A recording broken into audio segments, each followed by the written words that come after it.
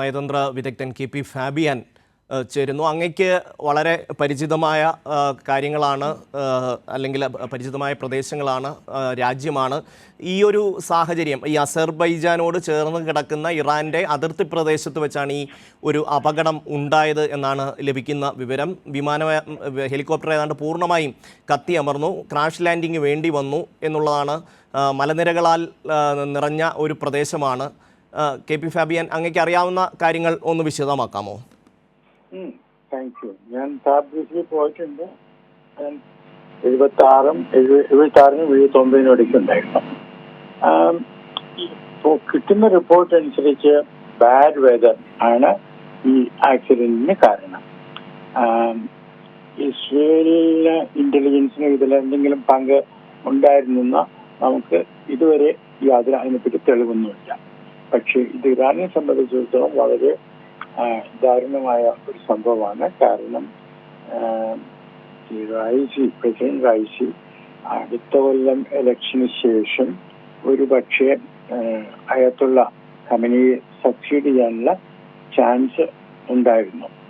അപ്പോൾ ഒരു orderly succession ഉണ്ടാകുമായിരുന്നു ഇറാനിൽ. പക്ഷേ നമ്മളൊന്ന് മനസ്സിലാക്കേണ്ടത്, ആര് പ്രസിഡന്റ് ആയാലും അയത്തുള്ളയാണ് എല്ലാ കാര്യങ്ങളും നിശ്ചയിക്കുന്നത്.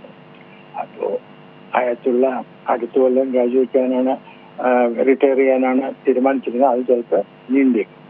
തന്നെയുമല്ല, ഇറാൻ വളരെ അവർ നല്ല ചെസ് കളിക്കാരാണ്. അപ്പോൾ ഇത് വളരെ ബുദ്ധിമുട്ടുള്ളൊരു സംഭവമാണ്.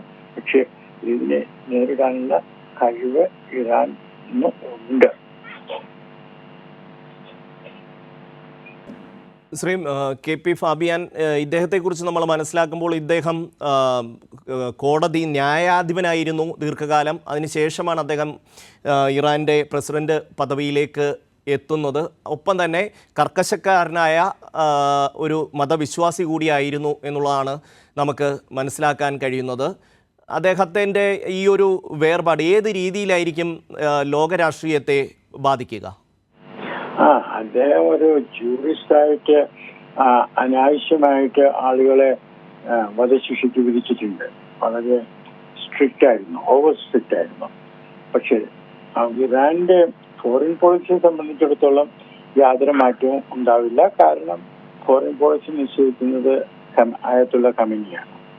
അതുകൊണ്ട് ഇറാന്റെ ഫോറിൻ പോളിസിയിൽ അടുത്തൊന്നും യാതൊരു മാറ്റവും നമ്മൾ പ്രതീക്ഷിക്കാനില്ല.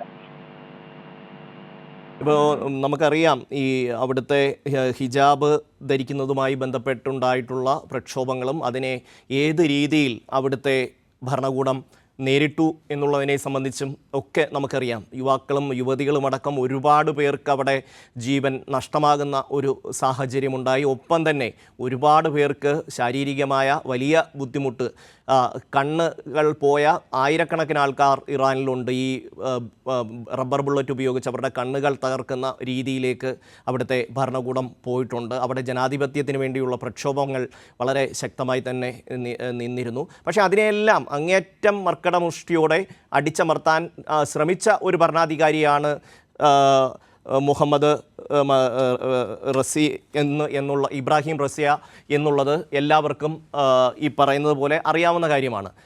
ഞാൻ ചോദിക്കുന്നത്, ഇദ്ദേഹത്തിൻ്റെ ഒരു വേർപാട് ഏത് രീതിയിലായിരിക്കും ഈ ലോക രാഷ്ട്രീയത്തെ എല്ലാ തരത്തിലും ബാധിക്കുക?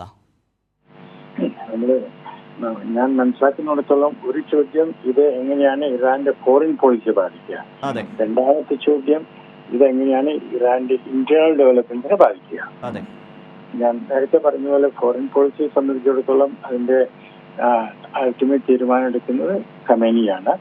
അപ്പോൾ അദ്ദേഹം ഞാൻ നേരത്തെ പറഞ്ഞ പോലെ അടുത്ത കൊല്ലം രാജിവെക്കാനാണ് തീരുമാനിച്ചിരുന്നത്. ഒരു പക്ഷേ അദ്ദേഹം കുറച്ചും കൂടി നീണ്ടുപോയേക്കാം. അദ്ദേഹത്തിനും 86-87 വയസ്സായിട്ടുണ്ട്. അത് നമ്മൾ നോക്കണം. പിന്നെ ഇന്ത്യൻ സിറ്റുവേഷൻ പറയുവാണെങ്കിൽ ഈ ഹിജാബിന്റെ കാര്യത്തിൽ ഇറാൻ ഭരണകൂടം എടുത്ത നടപടികൾ വളരെ വളരെ വളരെ നിർഭാഗ്യകരവും വളരെ വളരെ തെറ്റുമാണ്. അതേ സമയത്ത് തന്നെ നമ്മൾ മനസ്സിലാക്കാനുള്ളത്, ഈ അടുത്ത് നടന്ന ചില ബൈ ഇലക്ഷൻസിൽ ഈ കൺസർവേറ്റീവ്സ് ആണ് ജയിച്ചത്. അതുകൊണ്ട് വോട്ടിംഗ് പെർസെൻറ്റേജ് ഒക്കെ വളരെ കുറവായിരുന്നു. അതുകൊണ്ട് നമ്മൾ മനസ്സിലാക്കേണ്ടത് ഒരു വിഭാഗം ഇറാനിയൻ വോട്ടേഴ്സ് ഇങ്ങനെയുള്ള തെറ്റായ പോളിസിയെ സ്വീകരിക്കുന്നു, അതിനെ സപ്പോർട്ട് ചെയ്യുന്നു.